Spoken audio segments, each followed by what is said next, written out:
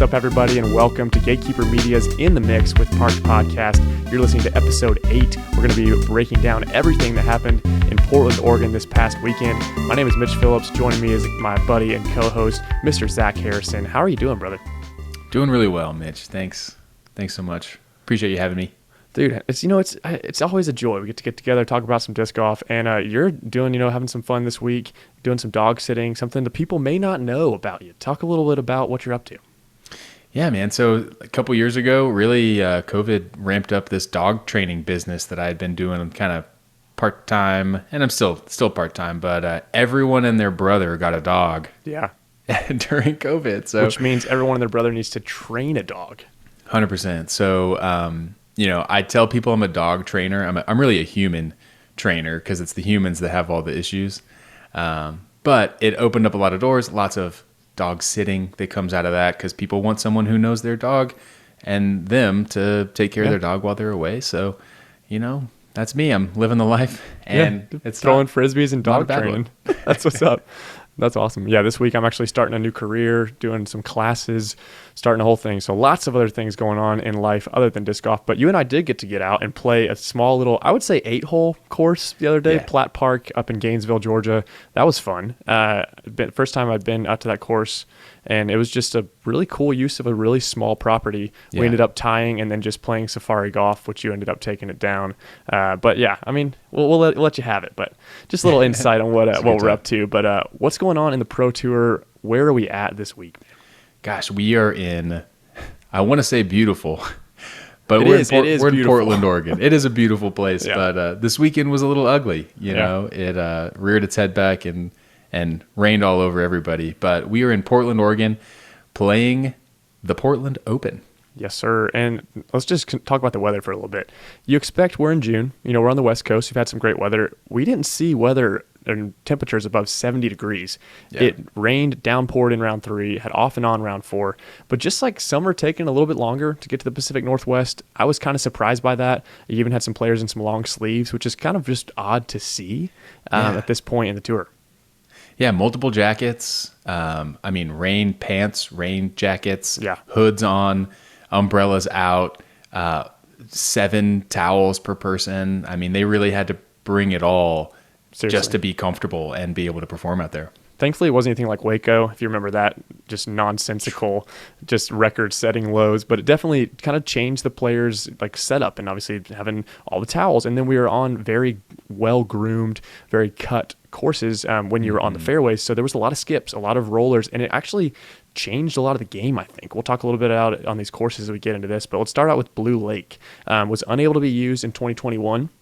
So really, a lot of the players that are now on tour, obviously 2020 was kind of a weird tour with COVID happening. So a lot of the players, people that were on coverage on feature cards were playing this course blind other than just a couple practice rounds. I love this course. I think it's one of the best, park courses we play. It was home of the 2014 World Championships. Obviously, we'll talk a lot about that here in a bit. But I think it's amazing. The rough is truly rough. Just very rewarding, but really low ceiling. Talk a little bit about that. Yeah, man, low ceiling with some really dense trees. Mm-hmm. The Pacific Northwest, really, I think the whole Pacific coast, California included, they've got a lot of dense trees. So if you go a little high, it's not friendly. It's kind of that smackdown that we talked about last time we were here. So really favors anyone who can put on a nice low burning drive, still get their distance without having to work a spike or a big flex or anything like that. And rewards the roller, which I think having a roller in the West Coast swing during it is huge. Just, you have to have it.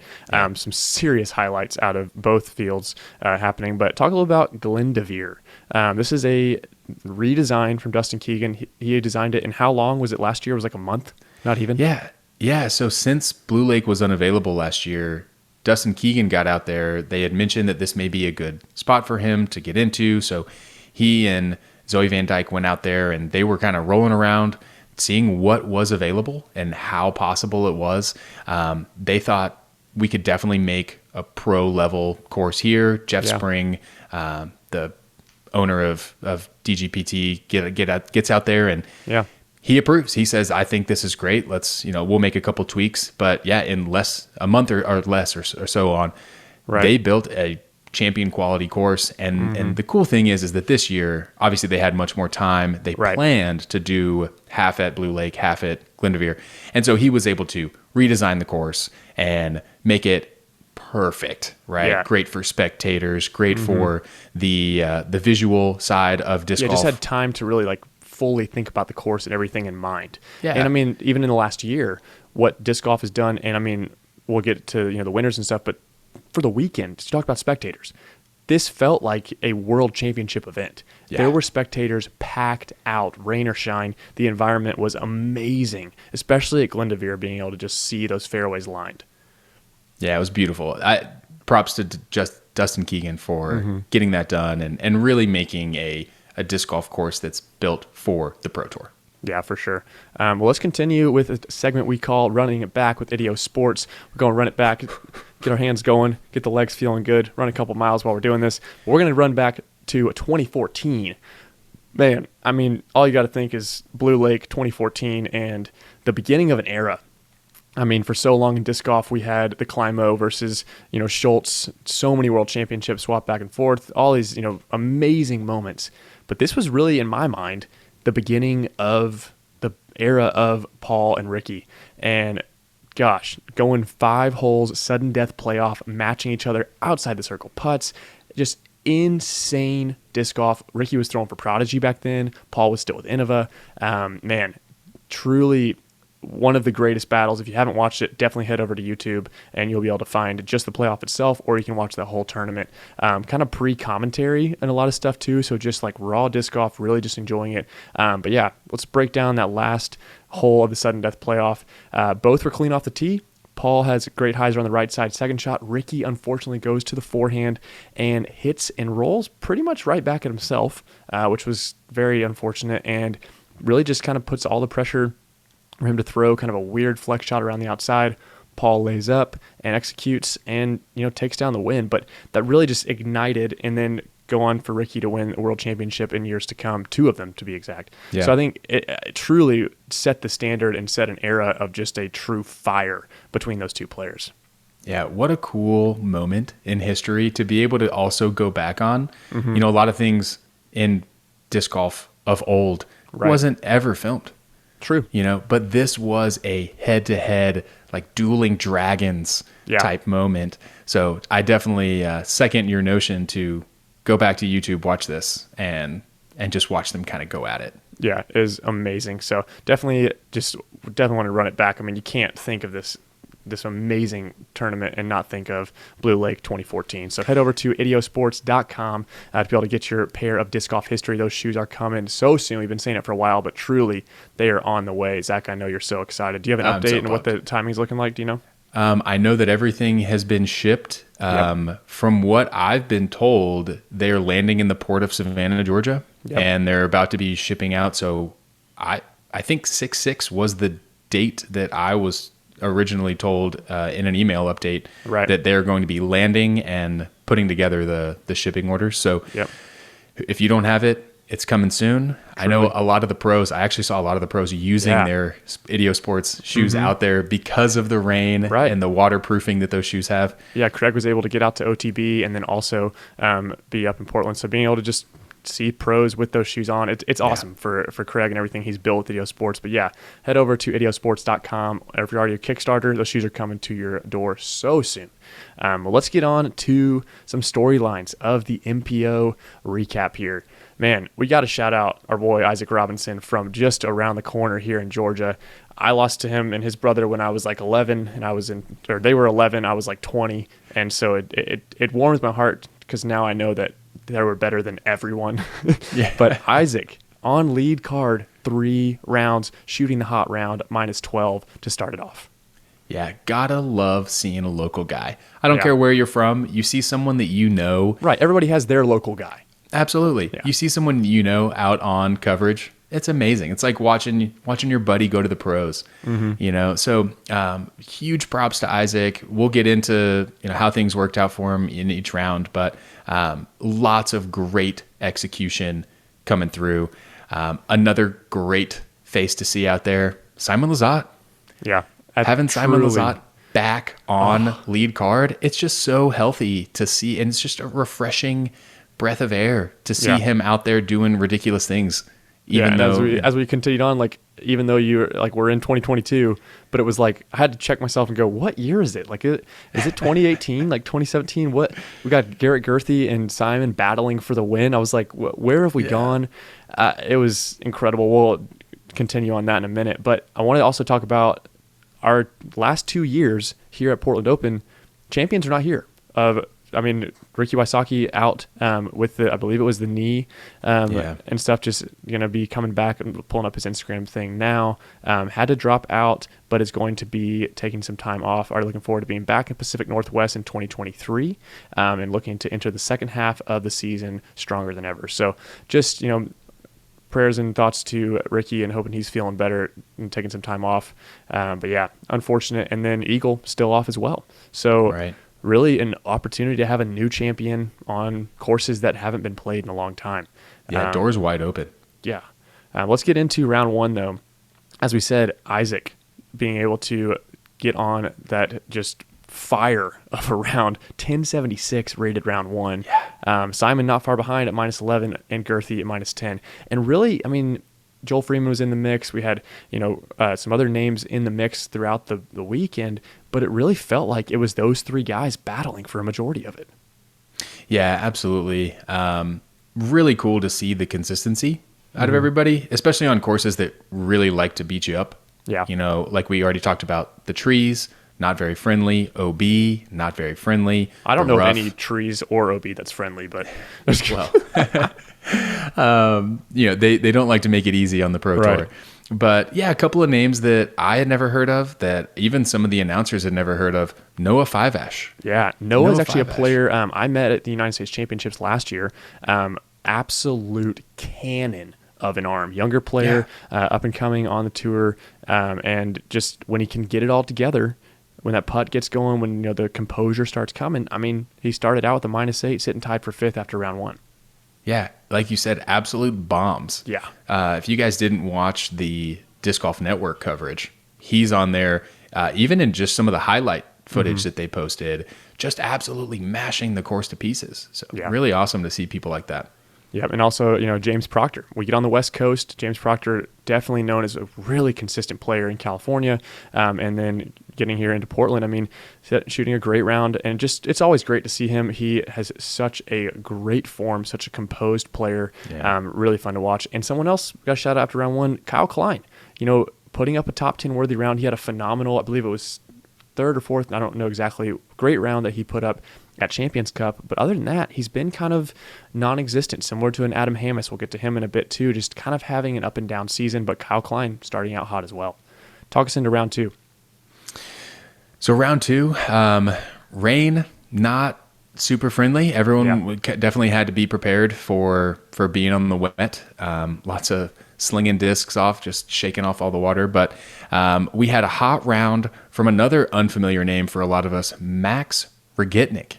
Yes, Max sir. Regitnik shot a 9 down, and that brought him up 40 spots to put him in tied for 8th place. Yeah, I got to shout out Max. He's a good buddy of mine. We actually met at an Airbnb years and years and years ago. Got to see him in person at Champions Cup. So out of Sweden, representing Discmania. Just awesome to see a buddy over on Parked Podcast. We consider him our European analyst. So he got to have him on the podcast a couple months ago. And just amazing to see faces that we have not seen. And I'm just going to quote Ulti World article from a couple months ago, sexiest beard on tour is what the article said. I would agree with this. Also, Zach and I, big Formula One fans, you're never going to see Max on the course without an AlphaTauri hat. So shout out to Pierre Gasly and Yuki Tsunoda. But just awesome to be able to see a friend of ours to be able to be on coverage. His first time ever on coverage, jumping 40 spots, dude. So exciting to see. I'm so hyped that he got to be able to be a part of that. He must be someone who feeds off the camera pressure, because a lot of people collapse there. Truly. Yeah. Let's continue on. We had some super highlights happening. James Proctor throwing in from 280 feet on hole 1 in round 2. We talked about him round 1, and he's here to light up the fireworks in round 2. And that's, one of the least birdied holes, being that most players are a roller, very low ceiling, and to get some fireworks going at the beginning of your round. I mean, heck yeah. Yeah, absolutely. So everything wrapped up in round 2. Joel Freeman also with a -9 to match the Regitnik hot round. So after round 2, we had Simon at 19 under, Joel 18, Garrett tied for second at 18, and Isaac Robin holding strong. Isaac Robinson. Robin Hood. At -16. So everyone just within 3 strokes of each other going into that third round. And changing courses. So we go to Glendoveer, just very different. I mean, not as much low ceiling, a lot more open bombs, but still so technical. Share a little bit about the out of bounds and kind of how that came into play.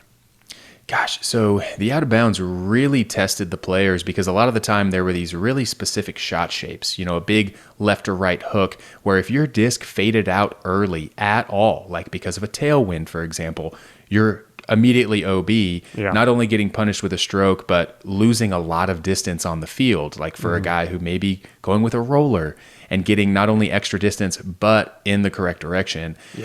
There was a certain hole, I forget which one it was called. It's lovingly now called the giraffe, just because of the shape of the hole. The body is the actual tee pad.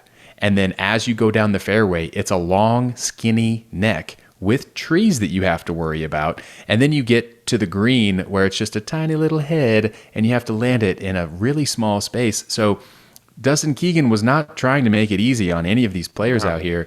He really wanted to test. He said he wanted in a tweet, I believe. No, this is totally fake news, but it would be pretty cool to have it be orange and have spots on it. That'd be pretty sweet. But a little bit of lettuce at the end. No, I mean, you're right, though. It really was the fact that we got to see this course and this design for the first time, and some of these holes already finding identity. It's got to feel good for Dustin to be able to see that. But some highlights from round 3. I mean, Macbeth making a charge, putting himself in a position to really try to close out on moving day. Paul, Calvin Heimberg, and Gannon Burr all shooting 9 down, which that was the highest, I guess, lowest scored round of all of Glendoveer.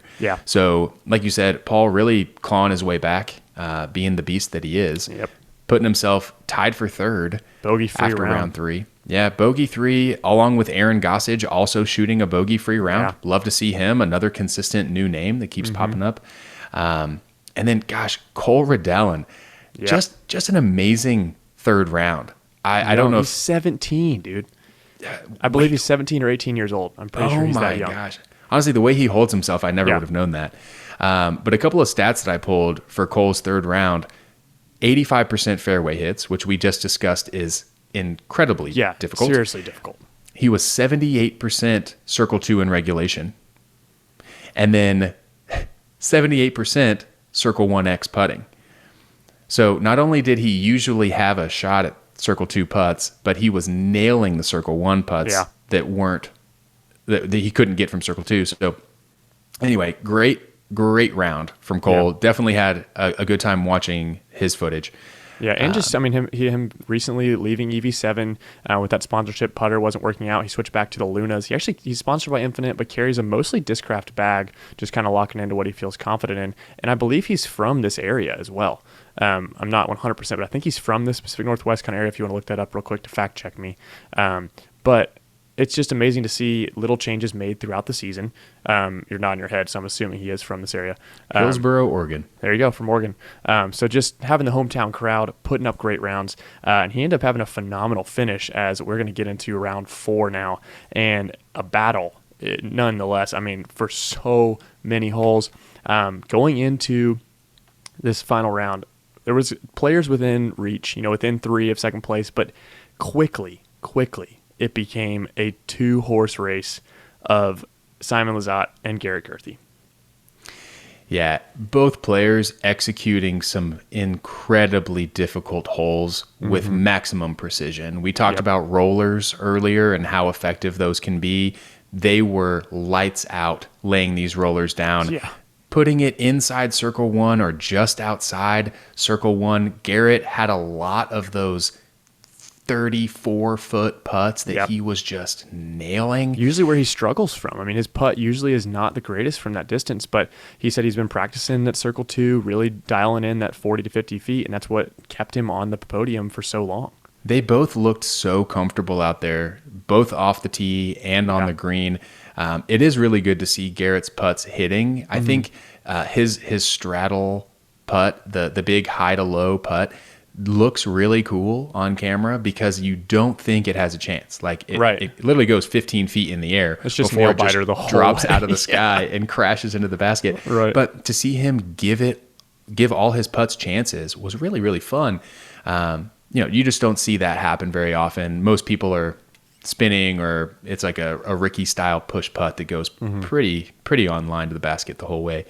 A couple of other people just to note, Gannon Burr and Nate Sexton, both shooting the hot round. That was another 9 down. So back-to-back 9 downs for Gannon Burr. for Gannon Burr. So matching that same round 3. Also, Gannon getting a huge amount of fairway hits, 90% fairway hits. Quick math, that's what, 15 out of 18, 16 out of 18? Yeah. Right around there? Jeez. And that includes, the par 5s, the par 4s, hitting the fairway every single time. Right. 2 other guys that also had 90% in round 4, Adam Hammis and Chris Clements. Yeah, great to see Adam Hammis finally just kind of get out of the slump. We talked about Idio Sports earlier, one of the Idio Sports sponsor players, Adam Hammis. Great to see just him find his spot. I mean, winning, Pro Tour events last year and then really just kind of being non-existent so far this season. So to see him back in that top 10 position, it was incredible to be able to watch. And then Chris Clemens, man, it just feels like he is the most consistent lefty on tour. Nathan Queen unable to make the cut on the last day. But really, I mean, you think lefty and you really think of those two guys. Zach Melton finds himself in there a little bit more, but it's just amazing to see Clemens kind of come out of nowhere, but is such a consistent putter, and courses where you'd expect left-handed not to be that great. An insane forehand out of Clemens, an absolute cannon. It's so fun to watch. And another player we got to shout out, top 5 finish, Albert Tom. Yeah. Eagling hole 11 in the final day, pedal to the metal after winning a Silver Series this year. I mean, consistency is definitely finding the Estonian as well. Yeah, just a quick note on some forehands. Yeah. The forehands that we were able to see on coverage were just astonishing. Cole Rodalin's forehand, Albert Tom's forehand, Luke Sampson's forehand. Yeah. Every single one of them are able to store so much energy in so little of a space. They don't do a lot of body movement, but the disc just flies. And you talk about the size difference between Luke Sampson, and I mean, Luke Sampson's a big guy, Albert Tom, large guy, Cole Rodalin, not the biggest guy. And when you're putting his name next to those other ones, I mean, at the age that he's at, I mean, there's big things coming. Yeah, it was amazing to see. And I think this format, the course itself, really favors people who could go both forehand and backhand. A lot of guys that don't really favor their forehand had to do a lot of flexing, flippy shots, maybe pull out a putter or two just to get the shot shape that they want. And honestly, the forehand is kind of how this round wrapped itself up. I don't really understand it, Mitch. Yeah, we were texting during the live, and just I mean, we're watching it. If you're listening to this podcast, you know how it ended, and I don't even. It's not even worth really breaking it down. There's just a lot of confusion. If you listen to any podcast, watch any coverage, the comments are going to be lit up. The conversation is going to be what was going through Garrett Gurthey's head when he threw the forehand on the shot after watching. I mean, Simon out of position on 18. They're tied going in 18 to kind of set this up. Simon is out of position, just doesn't get his hips all the way around, slips a little bit. Heiser's out. Then decides to go crazy and flex Anheuser, which is the Simon line. He does it, but it's very tight out of bounds just outside circle 1 around that basket. And they also had a lot of waiting in between shots because of the card in front of them, so maybe some things going on. But Simon goes out of bounds. The door's open for Gurthey. And what does he do? So Gurthey, in in a shot shape that he usually picks a straight flying mid-range or a neutral flying distance driver. He picks up a forehand, and it looks like he holds on to it too long. I watched the footage again, and it looks like he just hangs on a hair too long. I think what he was trying to do is go for a flight that's going to only be one shape. He wanted to throw the forehand hyzer and just hyzer it back in bounds, but he hooks it, and it goes way too far left and never comes back in bounds. He goes out pretty early and never gets back in bounds. So now he's throwing his fourth shot from 260 feet away. At least. And now he has to navigate another tricky green with a tricky shot shape, and he puts himself in that circle 2 range that he's been hitting, but the issue was that he had a tree directly in front of the basket, so he couldn't go to his typical straddle, big hyzer putt either because the ceiling that he had from those trees, gosh, he really had to try to spin it in there to push it into a playoff. You would even say he had to putt like a Simon, honestly, in that situation. He had to change a complete stroke to be able to get the disc to hit there. And Simon, I mean, he went out of bounds as well, but which was just crazy to see. Like, Garrett watched your guy you're tied with go out of bounds. He could have thrown putter and just gotten par and walked away, or even not even, you just need a birdie. And then Simon was out of bounds very close. I mean, I would say edge of circle 2, maybe a little bit, maybe in that 70, 80 foot range. Right. Doesn't even have to make it, lays up, just kind of a anticlimactic ending. It hurts. I mean, we'll get excited here for Simon back to back, but for Garrett, it's just someone who's played the game for so long, Frisbees has been a part of his life for so long, one of the best backhand throwers in our game. It was just shocking to see just the nerves kind of get to him. Yeah. I wish I could ask why the forehand. That's really what I want to know. But nonetheless, I mean, he fought till the very end. Even though he didn't get a great position to close it up, still finishing second place, winning, beating Isaac, who finished in third by still 5 strokes. Yeah, I mean they were far ahead. Both Simon and Garrett, they earned those spots, for sure, regardless of how that last hole looked, because it didn't look fantastic, but regardless, the rest of their tournament was just pristine. Yeah, those so guys many were highlights. ripping the course up, man. It was awesome. Yeah, I mean, going on streaks. I mean, Simon going a 6 birdie streak, holes 8 through 13.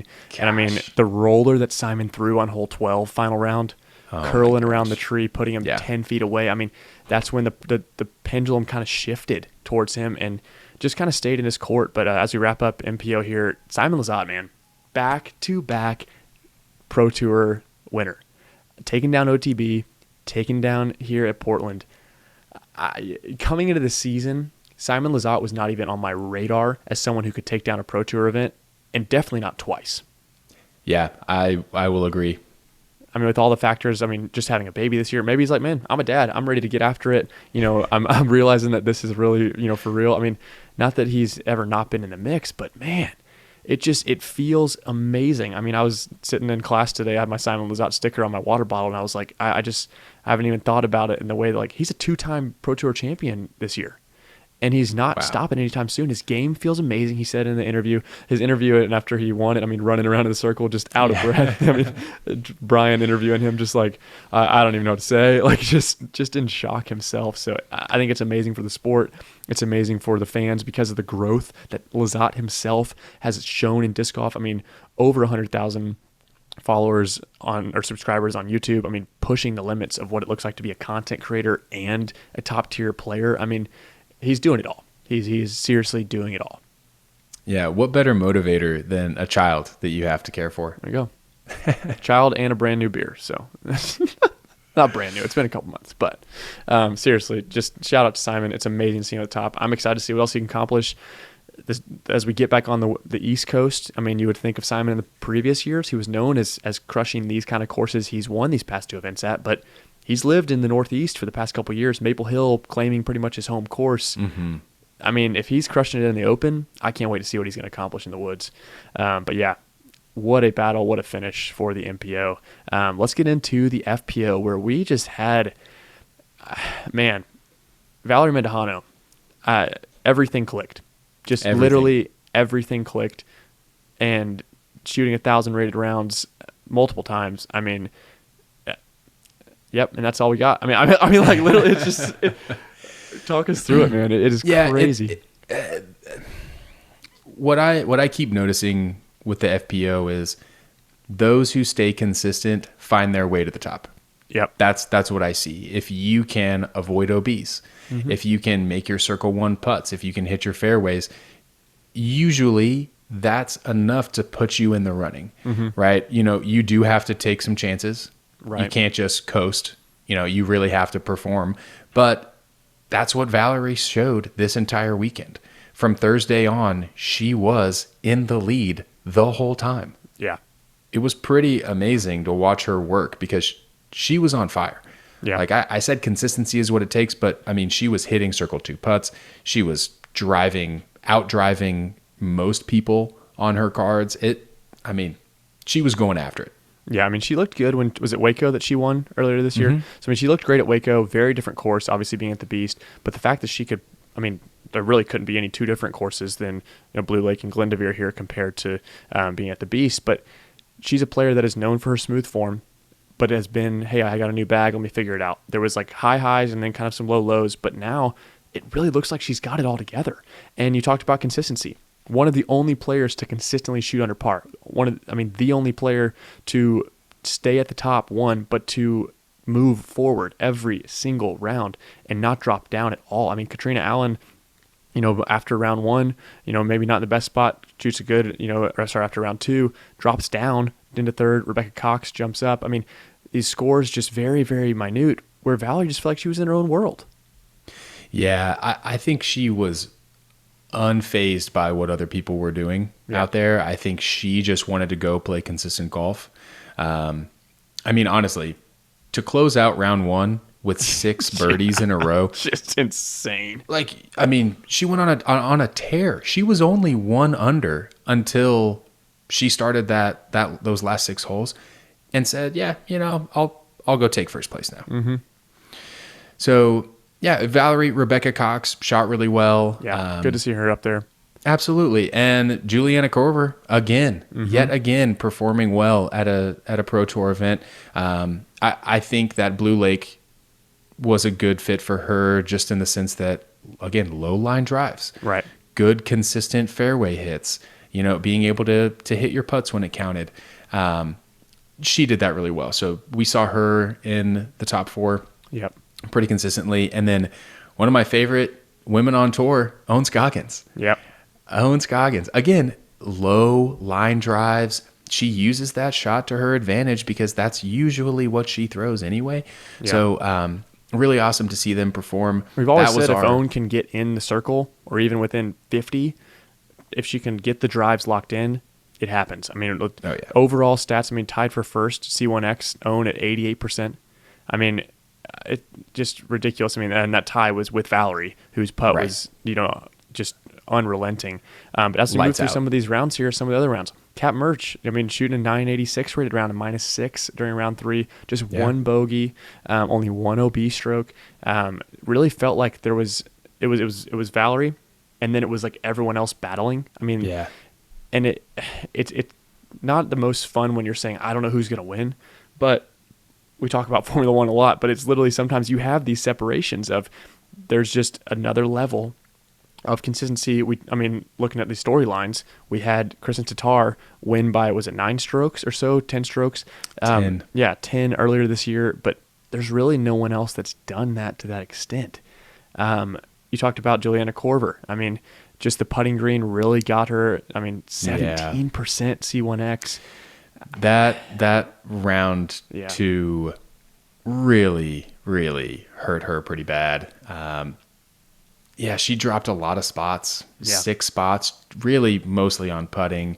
There was a hole where she 5-putted inside circle 1. So, it boils down to, can you do it consistently? Yeah. But it was cool. The moving courses at Glendoveer really showed a lot of what can you do, right? You have to now learn a brand new course and start executing all over again. Definitely more than the MPO. The FPO, definitely. I mean, it was night and day. The leaderboard just getting shook up in round 3. Yeah, and I mean, even some of our top picks, like Katrina, in round 3 at Glendoveer, her front 9, she was 6 over. Through 9 holes, 6 over. I mean, granted, she had an amazing back 9, kept herself in the running, and ended up going. What did she end up shooting? Oh, she ended up shooting 2 over, but held herself in the top 4, so she was on lead card still. But again, I mean, you said some of those separations, we had Kat Murch playing really well, playing consistent golf, doing her thing. She does have one of the bigger arms in the games. She has a lot of distance, but again, this course wasn't just distance. You had to be consistent and accurate. Yeah, a lot of raised baskets. The right shots. Yeah. Another name, I mean, we say all the time, Paige Pierce, was consistently there, but still, I mean, when you look at that between first and fourth place was 16 strokes. I mean, it's tough to see that big of a push, but around that -6 to -3, those names were very well known. Missy Gannon, again, making a charge, struggled in the earlier rounds, but then really started to kick it in. Shooting over par at, I believe, both her rounds at Blue Lake. Yeah, shot over par both rounds, but then was able to go under par both rounds at, -5 final round there at Glendoveer. So really, again, we've talked about Missy in the past couple weeks. She's starting to find some footing, starting to find some consistency on a course that she doesn't have the furthest arm, but does have the ability to play clean. Look at what she did at Winthrop and at Hornets Nest. I mean, those are two courses that don't require a ridiculous amount of distance, but require control, and that's where Missy Gannon's going to shine. Let's jump through some other ones here. There's one other person I was looking at. Highlight Maria Oliva. Serious highlight on hole 3, round 2. Throws in for birdie from 202 feet. Just absolutely pure. I mean, online the whole way. And I just love that the disc golf, no matter how long we've been playing it, no matter how many Pro Tour stops, how many throws, how many highlights we've seen, that moment when you are in such a locked-in focus and you throw in when you are not even trying to throw in, and the crowd just explodes no matter what card you're on. If there's 3 people surrounding you, everyone freaks out. That moment was freaking awesome for Maria. Really Absolutely. All those throw-ins, man. Anytime you're getting something outside putting range, that's electric. It gets everybody hyped. You just got to love the feeling around how it just builds a little quick community. Everyone's in on your side at that point. No doubt. Well, I mean, that wraps up really for Portland. I mean, and really wraps up the West Coast swing, for now. I mean, it's weird to think that we've played a couple of these courses and we're starting to head back, but up next, I mean, it feels weird to not have Ricky, not have Eagle this year, but it's made positions and made spots for the MPO with people we wouldn't normally see. And I think the same is true FPO as we wrap up. Give me your thoughts on that. We've had players win in the FPO field from, almost double digits, but also names consistently in the mix, new names, what that's doing for the FPO field this year as we kind of transition almost to the halfway point of the season. Well, I think people are really starting to figure out who to keep their eyes on. Yeah. Certain people are certainly catching fire. I think Valerie being one of those. We're seeing some of the elite pros kind of having to drag through the mud a little bit. Yeah. I think Paige is having a hard time finding her footing. It's a little odd to see her. Yeah. And not necessarily bad finishes from her, but just not what we are used to. No, exactly. And that's, seeing it's odd because she's not in the top 2. Yeah. Katrina, the consistency's a little bit off. She's, again, still finishing up there, not way off. But Yeah, it's a good way to see maybe what's coming for the future. Yeah. Who in the next few years might be taking a stab at more of these events, even if Right. they're not finishing top 3 now. Well, now they've seen the courses and they've had more experience there. And honestly, some tough weather that they have to battle through. And the experience, I think, goes a long way. Maybe a little bit further than the positioning at the end of the final of the tournament, but. Yeah, I mean, it's just fun to see everyone getting those stats. Lots of people playing really well in certain ways. I think it's going to be fun to see when we have the European women come back. Yeah. Not having Kristen, not having Evelina, not having Henna has definitely done what we've seen without Ricky and Eagle now. Yeah. But in a big way for those three. I mean, you think about what Kristen, Evelina, and Henna would have been able to do on a course like these two. Right. I mean, it's weird to just the way that our sport is at right now, where you just kind of like, all right, they're not playing these events. It feels odd. That is part of the Pro Tour building, the monetary side of it, the expectation of travel. There's so many factors, but it's hard to feel gratification when you don't have top players in the world at the top events. So I'm excited for them to come back soon. I'm not exactly sure when that is, when they're going to return. I believe we're going to head over to Europe, and the Pro Tour will be in Europe for the European Championship before they come back. So a couple of weeks here before we go. But, man, up next, let's talk about the Preserve as we wrap up here. Going to be in Clearwater, Minnesota, June 24th through the 26th. Man, I love this tournament. The property is beautiful. And actually going to have 2 courses, airborne disc golf, the brainchild of the touring professional, Mr. Kale Leviska. This is from Disc Golf Pro Tour website. Rolling hills, wooded fairways, plenty of water hazards. This course is going to be an absolute treat, with the championship layout being just an incredible challenge. So this course has brought champions you didn't expect. It brings so many different styles, and it's just neat to see where you leave a Dustin Keegan design, longtime pro. We now head to a Kale Leviska design.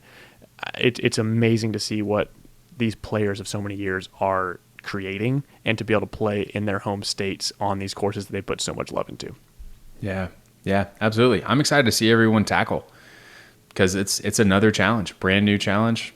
Some of them have probably never seen the courses before.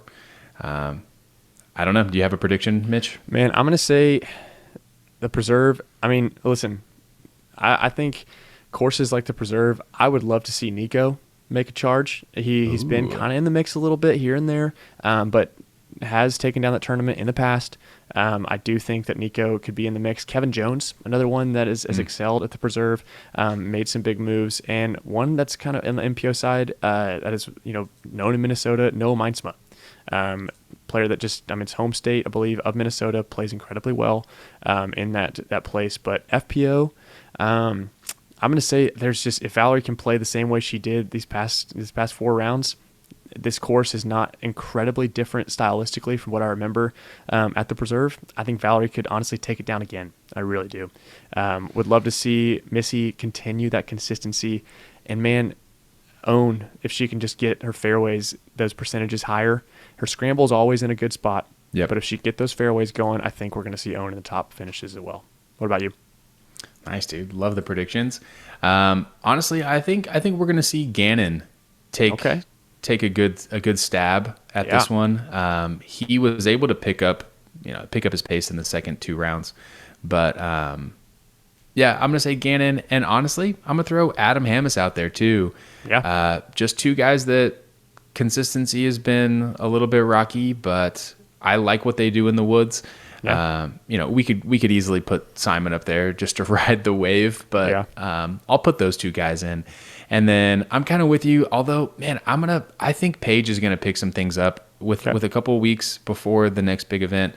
Right. I think she'll have an opportunity to get over there, maybe get her head straight.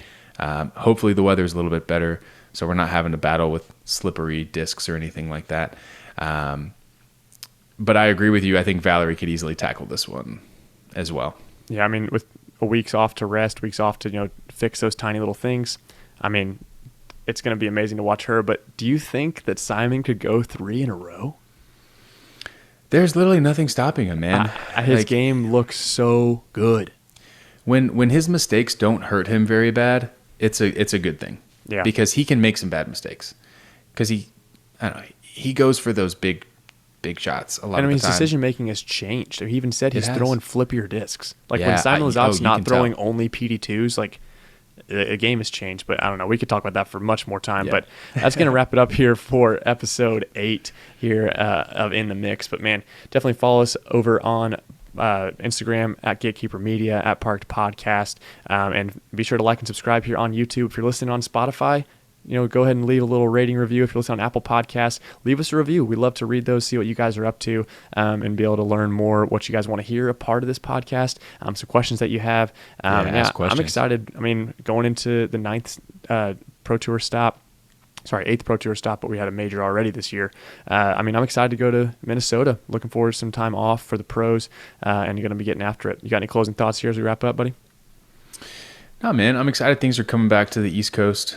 I'm excited to just see everything continue. It feels like there hasn't been enough disc golf. We have had some week-ish breaks. It has been a little bit of gaps.